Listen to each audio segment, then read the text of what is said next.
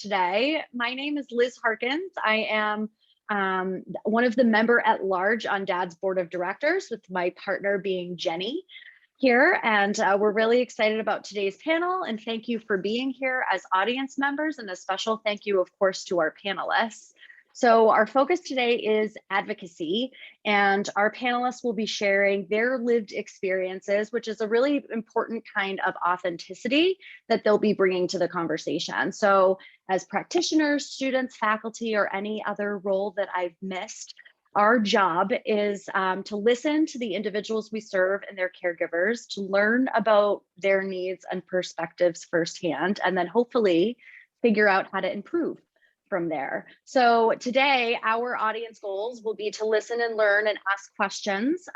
Please do keep those questions relevant to the topic of advocacy, and feel free to unmute yourself, or you can put them directly in the chat, and I will do my best to monitor that and pass the questions along so our panelists don't have to worry about that part.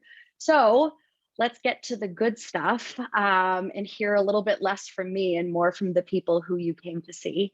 And so I'd like to ask each panelist to introduce themselves. We will go in the same order throughout, just to keep things moving and consistent. So we'll start with Robin and go to Tim, then William and Rena. So Robin, I'll ask you to take it away. Hi, everyone. How are you? My name is Robin Roscigno. I am an autistic mom of an autistic child.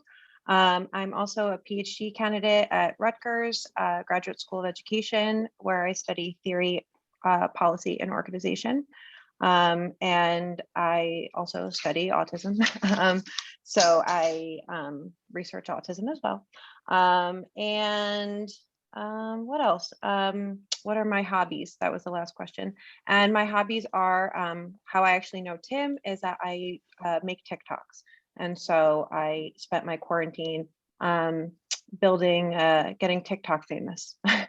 So I do that for fun.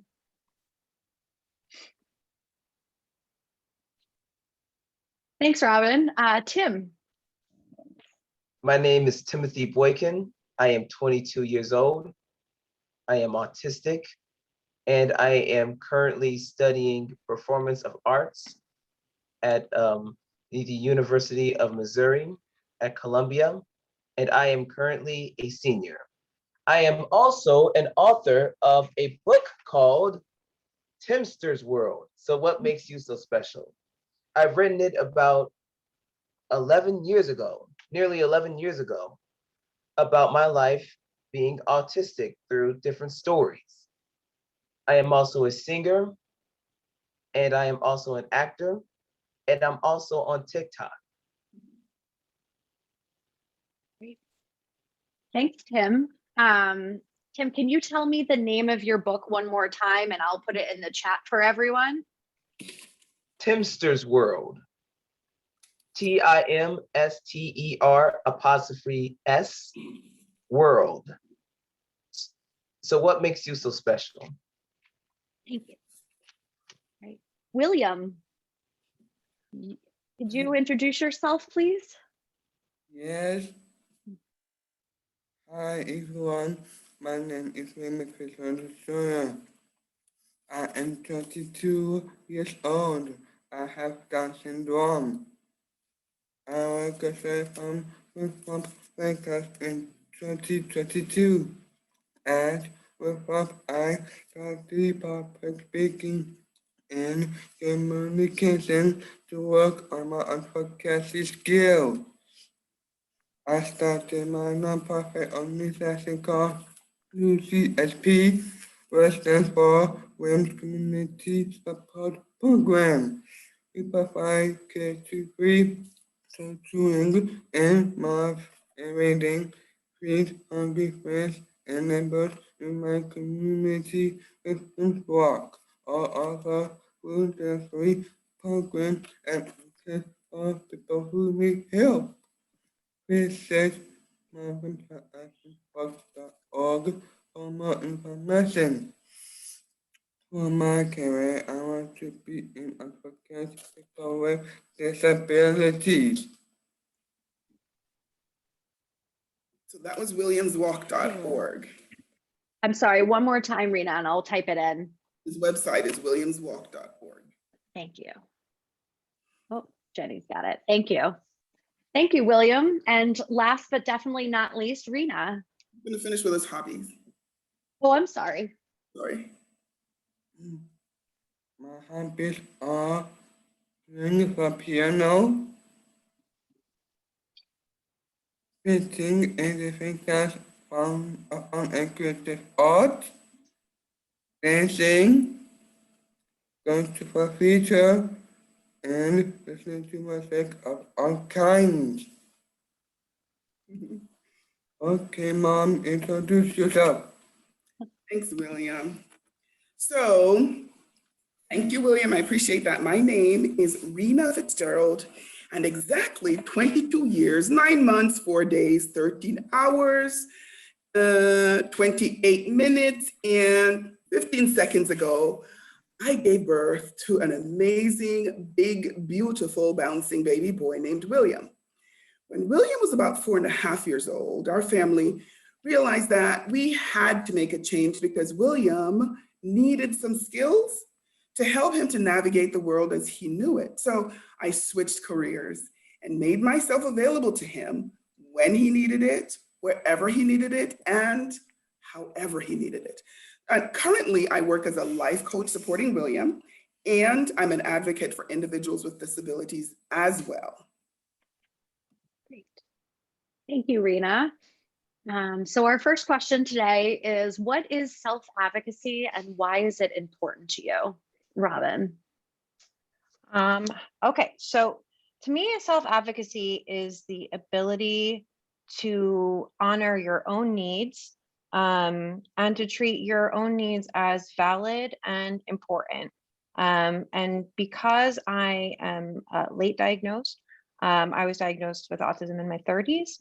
I spent a lot of time internalizing things that were actually very much related to my disability as like character flaws.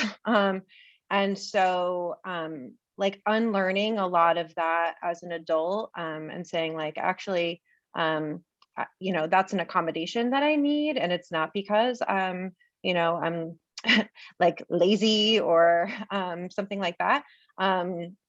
That's been really crucial in my own development of my own self-advocacy. You know, I do advocacy for other people and have no problem with that.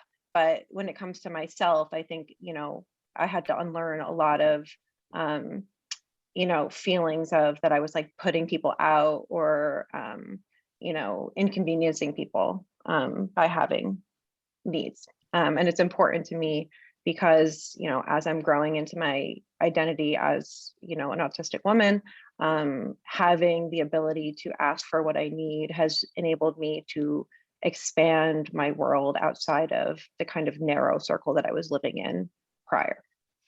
So I'll pass the mic to Tim.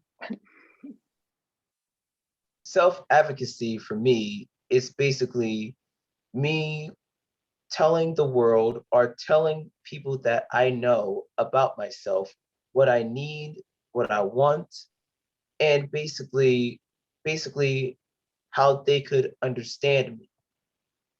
And it's such important to me that I learn about self-advocacy, or for others to learn about self-advocacy, is to not only tell the world what they want, but learn more about themselves, what they are comfortable with, what they are not comfortable with. And for me, it's been a blessing that I've been learning about self-advocacy ever since I was in my preteens. For me, self-advocacy means to be able to tell people what I want, need, and don't like in my life. It is important to me because I'm important and my thoughts and ideas are important. Also, it is important for people know that I am important to and show me respect. Mom, what do you think?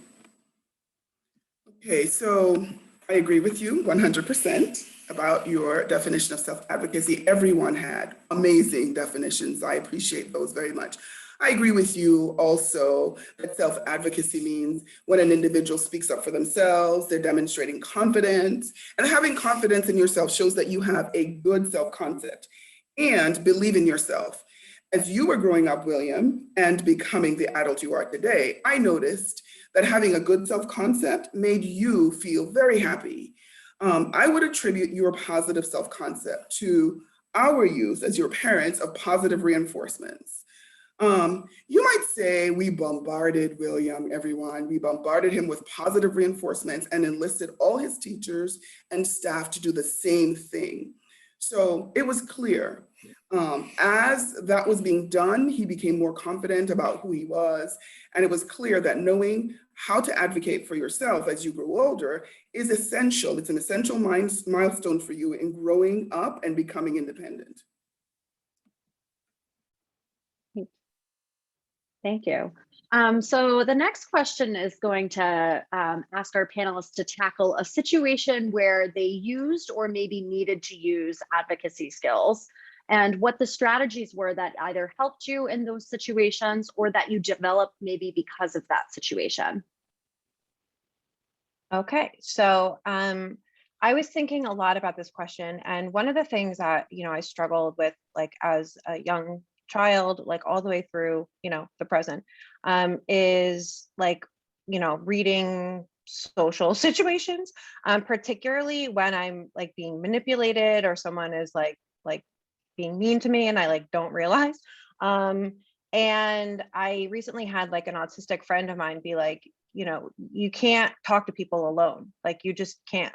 Like you have to have someone else with you, because like you're getting like played basically over and over and over again. And this is like a trend throughout, like when I was a kid, like I would always have like different best friends, and then they would do something mean and then I'd have a different best friend. And so recently I had a situation where I needed to talk to someone about something that was a really difficult conversation, and I was like able to be like, there has to be a third person here that like is like a neutral person, or at least can help me decipher like what's happening and like process with it, process that with me afterwards.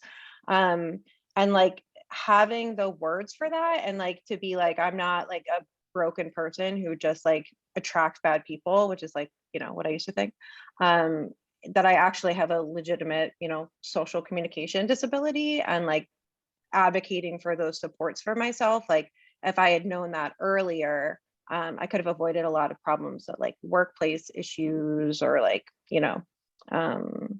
like friends stuff, like any kind of social situation. So I've been doing that now as like as an accommodation for myself. So I always now have any conversation that I think is like an important conversation with another person present.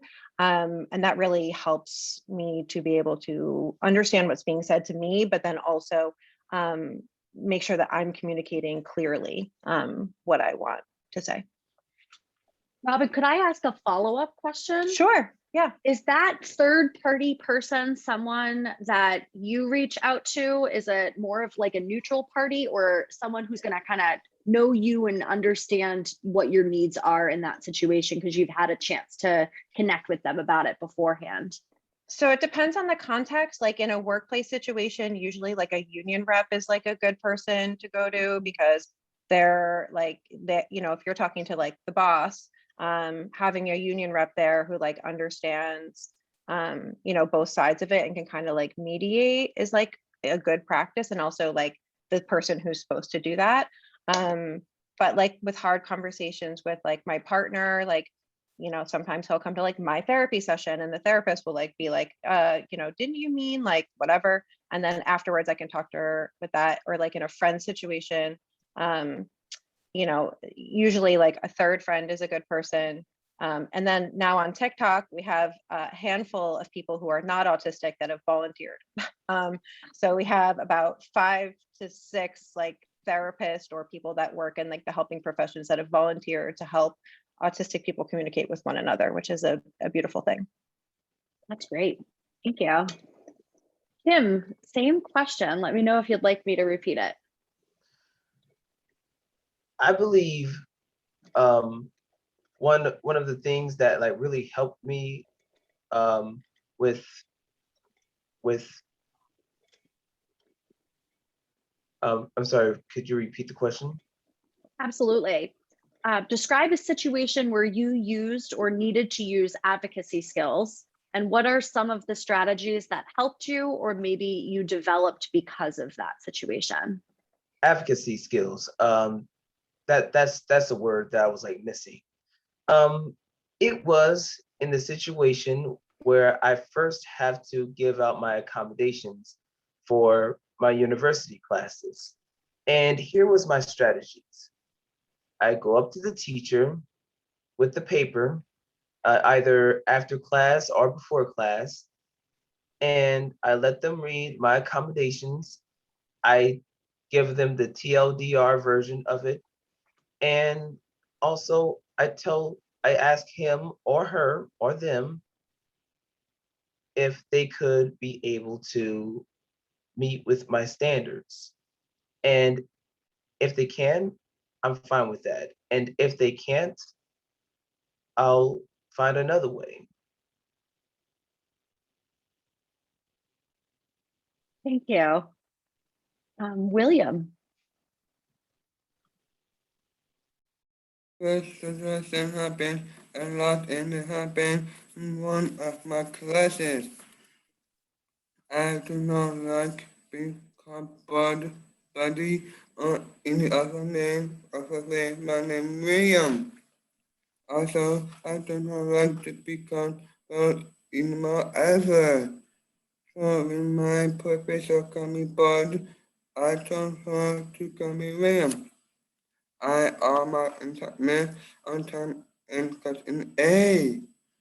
She gave my professor a good report about me. Your strategies. What about your strategies too? She put it in one. She merged the question. Go ahead. Talk about the strategies you learned. Okay. For strategy, I used to show applicant a simple, I show up, I have can-do attitude, I actively participate, and always say my opinion when it is necessary. Mom, do you wish to advise on this? So I really like that you picked up on, you shared that information with them about how you advocate just in general, and then your strategies. And I agree with you. One of the things I think that in terms of self-advocacy that you do, William, you do a great job emailing your professor and your advisor to clarify things that they do not understand yet. And then you also take your PCP time with your advisor very seriously. You actually treat it as if it's a class. And when you know every Tuesday morning at 9 o'clock, you meet with your advisor, you have a list of questions that you want to ask her about anything you were concerned about in a class. And then she takes that and she runs with it for your professor. She's kind of is the intermediary. So I think you do a really great job with that. Also, the strategies I think that we used when William was growing up was, I feel like our family's main strategies were always taking advantage of every opportunity presented in which William could collaborate and engage with others. One example is Boy Scouts. William attended Boy Scouts since he could hardly walk. It started out with the leader picking him up from a chair because he would wander around. That's how young he was. And then he became an Eagle Scout at 15 years old, which he broke world record. No one has ever accomplished that with Down syndrome. Also, when you were little, again, inclusive settings looked a lot like turn taking. We trained you at home and you would go to the park. And so we have a situation where one time he was probably about 4 and he's at the park and he's going down the slide, and this strategy worked well. But what happened was there was a kid who was bigger than him and he was going to beat William up because William got upset that he wouldn't take turns with him. So William was taking turns with his sister first, and this kid comes up and he pushed himself into the process, and he would run faster than William and his sister to go slide down again. So William got mad and wanted to say, take turns with me, but it didn't come out quickly enough. And I intervened and told him to tell the young man what he wants to tell him, to say, take turns, please. And so he did that, and the boy was grateful William could speak, and he thought he couldn't speak and he could walk all over him. So, as a younger person, as a young toddler, we started training him on that. And then as you grew older, William, you wanted to participate first and then add value to what was going on. So for you, you liked being involved and doing things with people. And I think it stems from the strategy we had, which was like, just throw you in it so you can learn how to do it. And then you began to lead the way as a scout. Kids didn't want to swim, they were afraid of swimming, and you went down to the river, which clearly they're afraid because they don't have a pool side to hold on to or things to hang on to. And he went into the river and jumped in, and all the young kids that were afraid of swimming followed.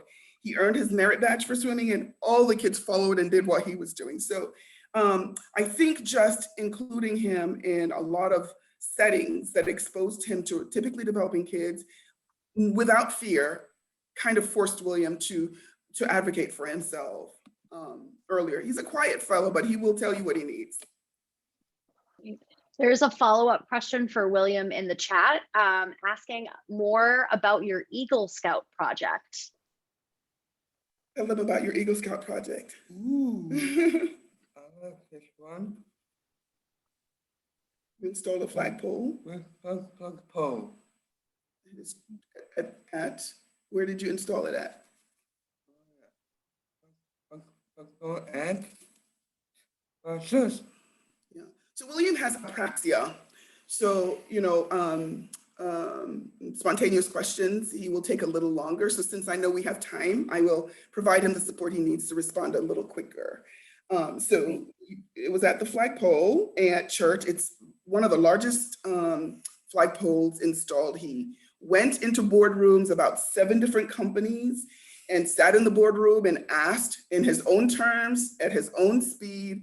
And I tell you what, those executives were very excited to just have him sitting there saying he wants help with his project. He got a 40-foot flagpole donated. Everything was donated for free, thousands and thousands of dollars. And do you remember we broke a pipe, a water pipe, a water main break. And his team was able to ask for help from someone else who donated free services immediately that day to identify the pipes that we broke, fix them, and it continued. We don't have pictures, but if I knew we would talk about that, I'd bring pictures. Next time, maybe. Yeah, he took a lot longer, of course, than the typical person, but because he worked at his own speed, it was identified by his minister, our minister, what he wanted William to do. And his big thing was he wanted William to do something that he could do and he could manage. And William had a project plan and managed everyone, checked off his participants. He also, another thing that's not usually seen, involved six to eight troops. I think it was 6 or 7 troops, local troops, to be a part of his project because his siblings' friends really liked him a lot and they wanted to be a part of it. So again, he was leading and showing, that his inclusion in the community he was fearlessly included. That's wonderful. Rob had mentioned when his scout troop accidentally took out a power line as well. So perhaps that's a theme. He did, really? Oh, great, Rob. There is another follow-up question in the chat for all of the panelists, if Robin, Tim, William, and Rena are up for it, or whoever would like to answer. But Julie would love to hear the panelists describe the connection between self-advocacy and creating strong personal boundaries. Would anybody like to take that on? I'll Robin, speak to that a little bit. And then Tim, did you want to go first? No, you can go first. Okay. So I actually kind of thought about this when I, in one of the questions that we're going to get to. So, but, self-advocacy is in some ways the inverse of forced compliance. And a lot of kids are, especially kids who grow up with a lot of supports, therapies, can be in an environment where decisions are made for them. Almost all decisions, and they're being physically prompted and are being literally physically forced to comply with other people's directives. And then we turn around when they're 16 and say, okay, self-advocate. And it doesn't quite work like that. If we've consistently conditioned people to act against their own self-interest to, earn a prize or get a token or, whatever it is. And then they are to self-advocate, you need to be able to act in your own self-interest, right? And oftentimes kids are being asked to comply all the time with things that aren't in their own self-interest. And so it creates like this tension where that switch from do as I say, or do what is in your own best interest is really a difficult switch. And so, we see young adults that are so prompt dependent and really are constantly looking over their shoulder for someone to nod and say, yeah, do that. So, it starts young with the young kids that we need to allow them to say no to us and to have agency even when it is difficult and makes things, more time consuming and more less orderly. But that skill is something that you can't just, manifest at 16 if you've systematically conditioned it out of someone up until that age. I see that Kim has a raised hand, and Kim, I'm wondering if your question is for Robin, or maybe we give the other panelists a chance to respond, and then your question can be referred to anyone. But you tell me. If it's just for Robin, we can do it now, but if not, maybe we'll wait until everyone else has a chance.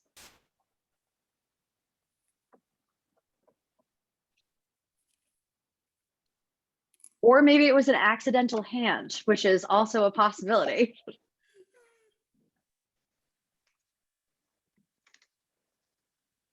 All right, Tim, while we wait then, are you, or a high five, I like that, Rob. Yeah. Tim, can you talk a little bit about the connection, or if you'd like to, a little bit about the connection between self-advocacy and those personal boundaries? Now, my definition of boundaries is basically what is like your comfort zone, like what not to do around me. If you do this around me, hey, no, you're not going to do that. But self-advocacy is more of you promoting yourself. This is who I am. This is what I love to do. And I just want you to respect that. Even though these things can be close together, they are kind of different. That is like my definition on those things. But for like my experience, I learned about self-advocacy more than boundaries when I was young. And now, later on in life, I learned about boundaries. Like, hey, this is what I'm not going to do. I don't like when people are too sarcastic with me or like keep like a long running joke. And my advocacy is basically me being like, I'm autistic and I'm just here to be friends with you. I don't want to hurt you. And I just hope that you respect me as I would respect you. Great. Thank you. I will just add to that. I can see the confusion and the relationship between personal boundaries. And I do appreciate, Tim, that was awesome. I love the way you framed your answer. What I want to share in terms of the different spectrums of disabilities, right? So yes, there has to be, you have to train and teach your individuals that they need to establish their personal boundaries. And I do agree with Tim, they're two separate things, but within the self-advocacy comes knowing who you are and being able to establish your personal boundaries. And we taught our son, William, to establish those boundaries at home. And then we taught him to go to class in 2nd grade or 3rd grade and establish those boundaries there. Like tell the teacher, you can't hit my hand when I'm using the computer because I'm going to tell my parents, you know, don't touch me. So Tim's right. You may learn it a little earlier. You certainly may learn it a little earlier. You may learn it a little later because of personal boundary issues are typically, you know, developmentally linked, but you can establish these boundaries as you go along. Self-advocacy is about establishing the boundaries and a couple more things, a few more things like knowing who you are, like being proud of who you are, being confident of who you are, and whether you require guided support or not, it doesn't really diminish who you are. If you do need that, it is who you are, right? And so you can advocate for that, or your advocates can help you advocate for that. That's my 2 cents. Thank you. Kim, I just want to shout out again, it's a great time for your question, or we can move on to the next prepared question, I should say. All right. Hello, everybody. Hi, Kim. Excellent. How you all doing? Nice to hear you. Real good. Real good session. I appreciate it. This is Kim, Tim's mother. How you all doing? Oh, hi. Nice to meet you, hear you. Yes, I'm working, so I'm just happy that I got a chance to get in just a little bit, and kudos to everyone who's participating. Your answers to the questions have been spot on. I wanted to ask the group, how did you find your voice? Just as a mother and just as a woman, sometimes it's not easy being your self-advocate. You know, it's not easy telling people, you know, these are my boundaries. How did you guys find your confidence? Because I always look at Timothy and I'm like, wow, I wished I had the courage to have said that or said when I was younger, when I was going to school. You know, it could have I could have had less stress if I had confidence in expressing my boundaries. So I, you know, as a person who is autistic, and I just look at you guys and I'm just like, wow, you guys are so amazing to me, because you're confident and you're bold and with self to do these things. And me just being a young person, a young person rather, I didn't have that. I was too afraid. So I just often wonder, how did you feel confident about, you know, being a self-advocacy and the confident? When did that develop? Anyone? Robin, I guess we'll start with you and go through again if the panelists are up for it. Go ahead. Yeah, so I mean, I was diagnosed when I was 32.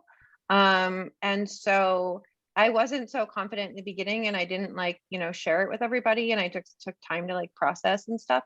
But as my daughter was diagnosed actually slightly before I was. So as she got older, and I started growing into my own voice, it became easier for me to do it for her than to do it for me, right?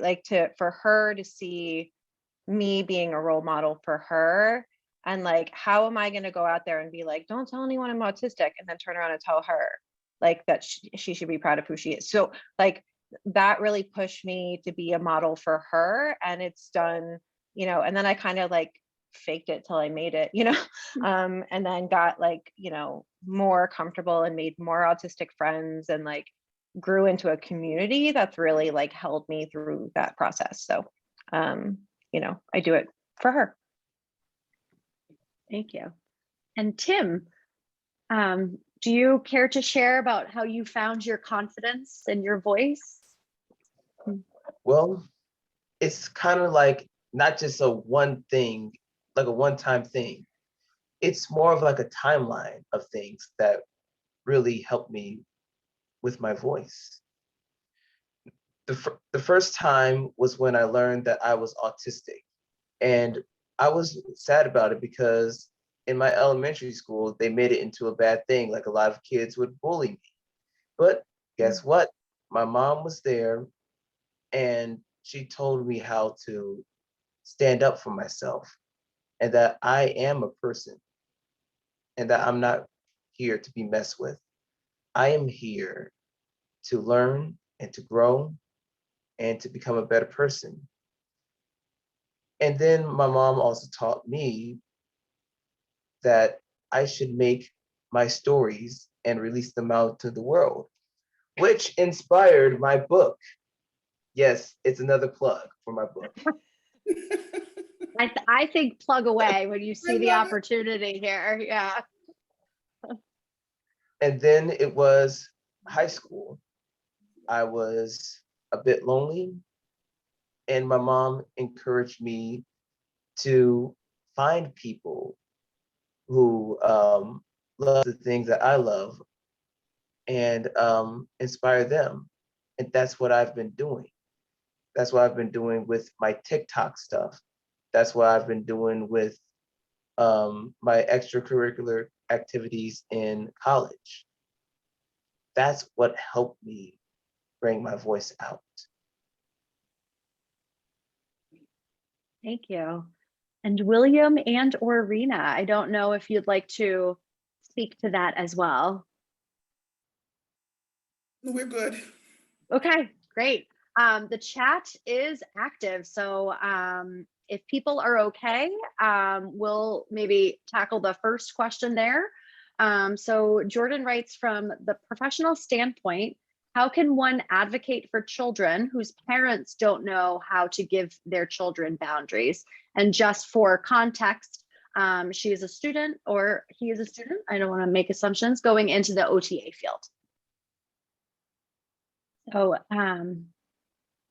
does anyone want to talk about that, building that connection with parents? That actually connects with another question that we have of how can we better partner with families and caregivers to support those kinds of self-advocacy skills, and in this case, boundaries.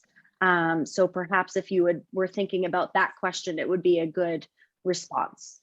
So Robin? Can I just clarify, do you mean the parents don't know how to respect their children's boundaries, or they don't know how to set boundaries? That is a good respect. Okay. I mean, so I do a lot of parent education and I work with parents, a lot. And one of the things I think that parents are really missing is they get a lot of like proselytizing about like, what values they should hold, but they don't get a lot of like practical information about like what that looks like. So they're like, okay, yeah, respect, but like how? And so giving them like really concrete strategies of like, giving a kid two choices that you're okay with both of them, it is still like a powerful way to allow kids to have choice and to feel like they have autonomy and agency. That's not going to be like, they're still gonna put a shirt on, but like, is it this one or this one? So like actually giving parents like real stuff they could do on a day-to-day basis that's not going to be like, make their whole house in chaos, is like how I've always handled that with parents. Because a lot of times they're like, I agree, but like, now what? And so as a practitioner, I think that's the best thing that we can do, is that give really actual concrete suggestions, as opposed to, you should respect your kids' boundaries. They're like, okay, and so that's kind of the approach I would take. Great. A little bit out of order here, Tim, but I'm wondering how you were thinking how we can better partners with families and caregivers to support self-advocacy skills and those personal boundaries. Okay. Now, my first part of my answer is for the teachers to the parents. I just want to tell the teachers, please be honest to the parents of disabled children. And if the student have a problem or an issue, please tell the parent. And parents and teachers should be there to help each other with their child. Let me give you an example. My mother, she always get these notes from my teachers back when I was young about how I am doing. And they would always say that I was doing good. I was fine. Everything was great. But then one day my mom went into the IEP meeting and the teachers told her that I was doing not so good. I'm not good with my social skills. I'm not good with eye contact. They might have to put a helmet on me because I keep hitting my head or whatever. And my mom just told them, look, why weren't you honest with me in the first place? Please be honest with me, even if it's the harsh truth. And parents need that. They need that honesty, and honesty builds trust. And here's my second part of the answer, and this is for the parents. Parents, don't look at your child's disability as something bad. Look at it as something different but beautiful. Don't say, oh, my child is suffering with autism. My child is suffering with Down syndrome. No, no, no. Yes, it's a disability, but it's something beautiful. We have our own ways of doing things. We have our own styles. Me and my mom, we're different, but at the end of the day, we respect each other and we love each other. And that's what families need to do, not only with their children, but also with the teachers. Thank you. William, from your perspective, how can we better partner with families and caregivers to support those self-advocacy skills? Just like I am encouraged, please start work on to support me with self-advocacy. I have an advisor who is specially trained to help me work with professors to set up accommodations. Professors make some first take on me to answer questions. Professors also provide positive feedback to me when I participate in class and pleasure to express myself as a learning just like everyone else. So you guys fine with what he said? Do you need clarity? He's getting a little nervous. Yeah, clarity would be. Yeah. So he talked about his advisor. So what happens for him right now that he's in college is his advisor is trained to set up accommodations in advance in his college classes, and professors make sure that they call on him to answer questions, and they also provide positive feedback to him when he participates like everyone else, so that the kids can see, the other students in the class can see he adds value. And then from my perspective, I just wanted to share that through the life cycle of raising a 22-year-old, I provided input to the process in the school through the correct channels, such as the IEP meetings, teacher conferences, and now that he's in college, I provide input to the advisor in terms of how to provide support in the classroom. In the college setting, you know, the parents aren't going in there. So we're fortunate to have, at Winthrop, they have a process that allows parents to provide input through the advisor. And then for the professors, we feel that pre-planning, even from the lower age, pre-planning is the key to supporting individuals in developing these self-advocacy skills. I would suggest that they consider setting up steps to address the most important 3 components of learning, of course, which are social, emotional, and cognitive. Be intentional in involving students in a way that keeps them actively involved in the classroom. So in that classroom, as you're making sure they're actively involved, like my son's personality was the kind that he would be ignored the entire classroom. So one of the things I had to do, okay, was to talk about that in parent-teacher conferences and IEP meetings, that there has to be intentional steps made by the teacher to involve all students. And William will answer when you ask him the question that the content has been responded to. This may look like turn taking in the classroom, just the same way on the playground, right? And then maybe even involving peer mentors, like Robin could be a mentor to William if they were same age in the same classroom, because Robin speaks and articulates a lot more. And then William and her could work together and she could get him to talk because he feels safe with Robin, right? This may look also, one of the things I also have seen used is using students for, service credit. Students can come from another classroom and sit with a student in a different kind of setting, maybe an athletic setting, and keep them involved. Whatever it takes some serious pre-planning and thinking through that you appreciate this individual, just like Tim said, that it is a beautiful thing. Just like I am who I am a 56-year-old woman, Robin may be, 22, and that's a difference we make, right? That's a difference in who we are. So we need to meet each other where we are. And it is a beautiful thing. We're just unique individuals, and we want to make sure we're exciting them in terms of how they learn. Okay, and then we set up scenarios. They're intentional scenarios to make success. So for a learner like William, he's got it all in his head. He doesn't express it as quickly and easily like a Tim or Robin, but it's in his head. So come up with a way to get it out. Can he write about it and then read it to you? Those were strategies that were used in his elementary school and high school days. William ended up tutoring kids on how to do long division in school because he is meticulously organized, and he would go through each step, and he taught his siblings how to do that same thing. So another key thing is to expect them to actually do the work. Don't ever go into a classroom. It doesn't matter what their disability is. Don't ever go into a classroom and expect a child is not going to do the work. They will do it. They will shock you.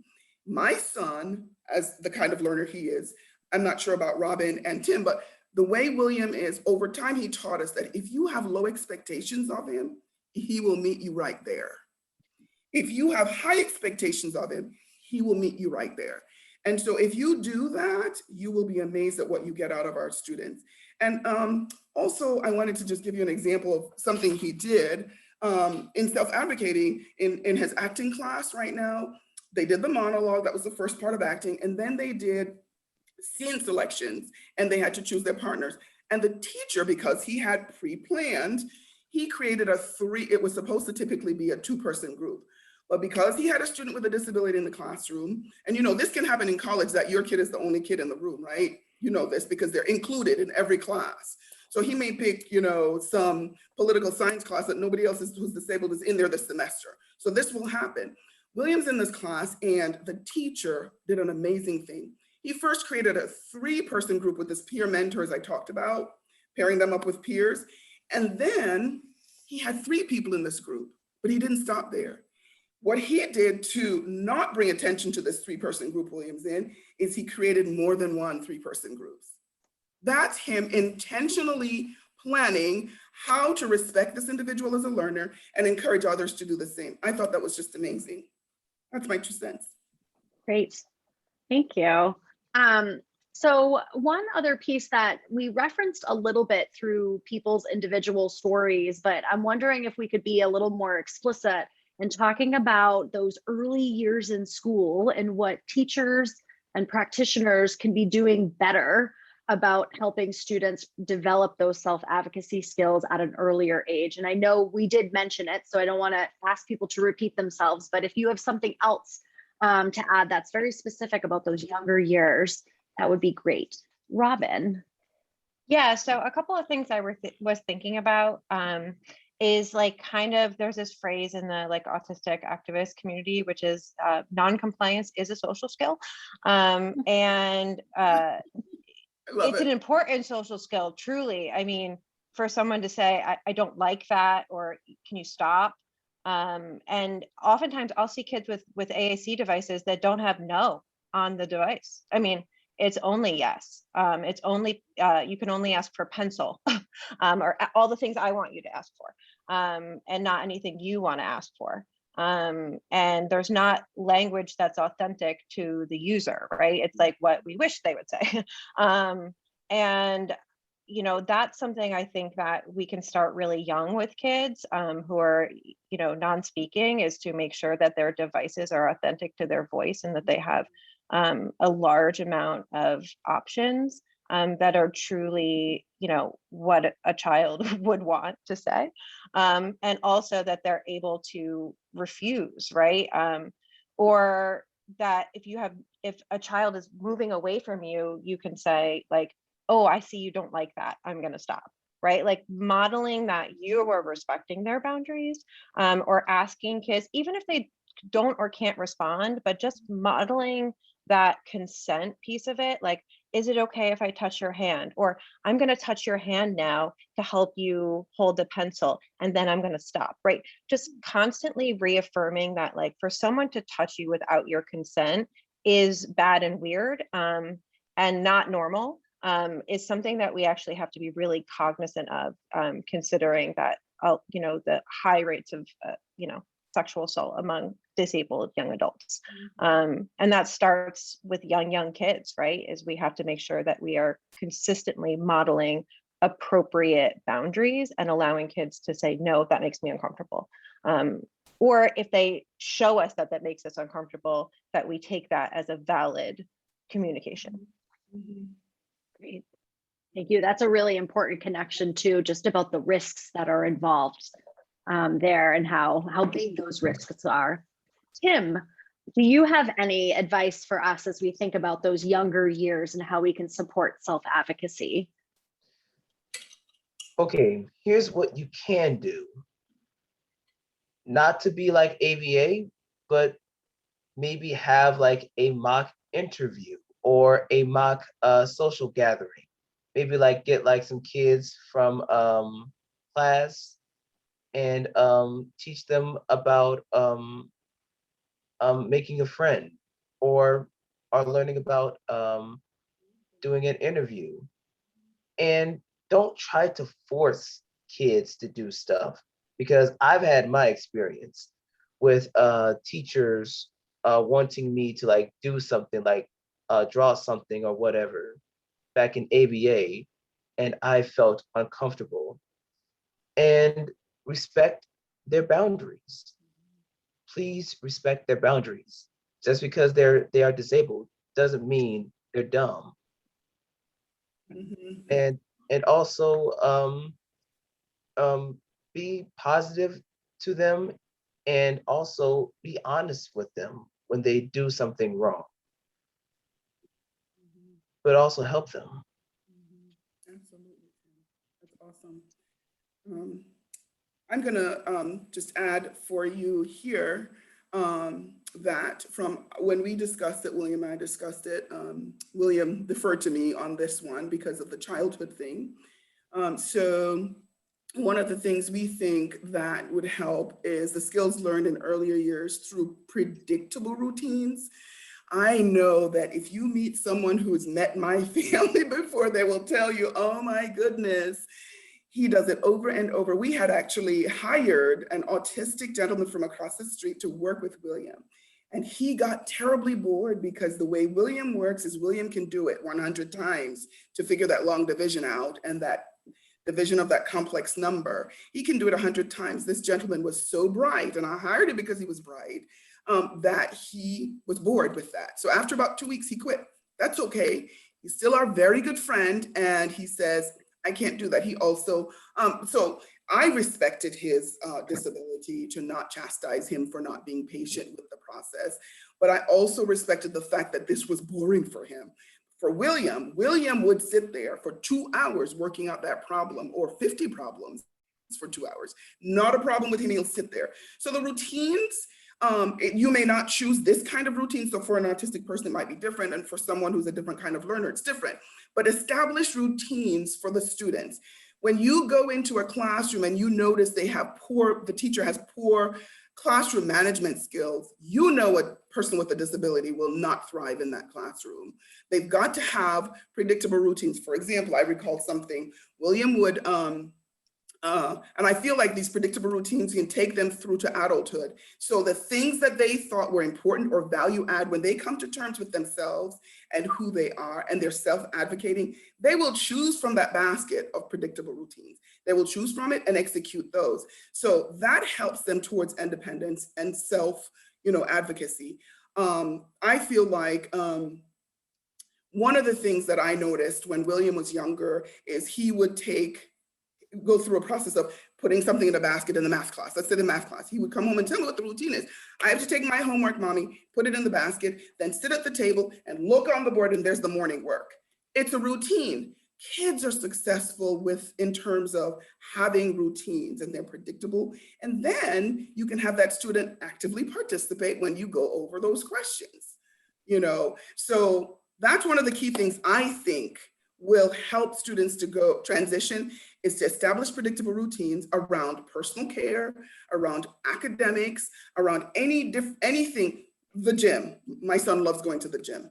He goes to the gym and he has a sheet and he checks off what he works on. I don't have to watch William or except in COVID, of course, or take care of William in the gym, because he goes through and he checks off how many reps he does, how many times he does the reps, etc., and how much weights he has on it. When he needs to increase the weights, he'll say to me, they're too light. I say, how many you think you can add? And he will redo a sheet that he can check off. Wow. Does that make sense? Absolutely. I can't believe it, but we are out of time. And we didn't get to all of the questions. And I know there's questions in the chat that we didn't get to.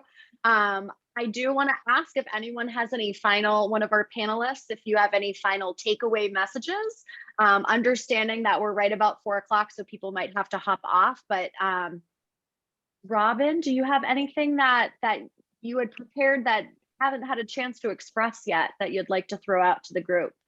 Yeah, I just wanted to throw out there that another important thing about self-advocacy is for kids to have a connection to the larger disability community of adults who are like them. If you are a neurotypical parent raising a disabled child, you have slightly different cultures, right? Your child has a disability culture that they will grow into.